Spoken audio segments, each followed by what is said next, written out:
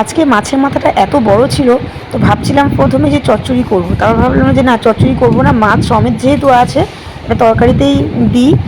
ছেলেকে দেবো কোন, যদি মাথার মধ্যে, ও তো ওই ঘিটা খেতে খুবই ভালোবাসে। তো করলাম, এত বড় বাটিতে তো রাখাই যাচ্ছে না। আমি তো আলু আর ঝোলটা দেবো কোথায় দেবো তো বুঝতে পারছি না। তো এই সাইড করে যা করে আলু ঝোলটা দিলাম, দিয়েছি, কিন্তু আজকে ও মাথাটা খেতেই পারেনি, একদমই খেতে পারেনি। মাছটা খেয়েছে, খেয়ে মাথাটা ও চিবাতেও একদমই পারেনি। ওর পুরো পেট ভরে গেছে। ও বলছে আমি আর খেতে পারবো না। মাথাটা ফেলে দিতেই হয়েছে, কিছুই করতে পারলাম না, মাথাটা চচ্চড়িও দিতে পারলাম না, নষ্ট হয়ে গেল। আর এই চচ্চড়িটা করেছি পুঁই শাক, উচ্ছে আর ফ্রিজে 2 পিস মাছ ছিল, সেই মাছটা দিয়ে, মানে বাসি মাছ দিয়ে আর কি, ভেজে সুন্দর করে একটা চচ্চড়ি করা হয়েছে। আর এটা হয়েছে আমরা টক, মানে চাটনি। অ্যাকচুয়ালি ওটা পাতলা করে হয়েছে যাতে চুমুক মেরে খাওয়া যায়, আমরা একটা চাটনি হয়েছে।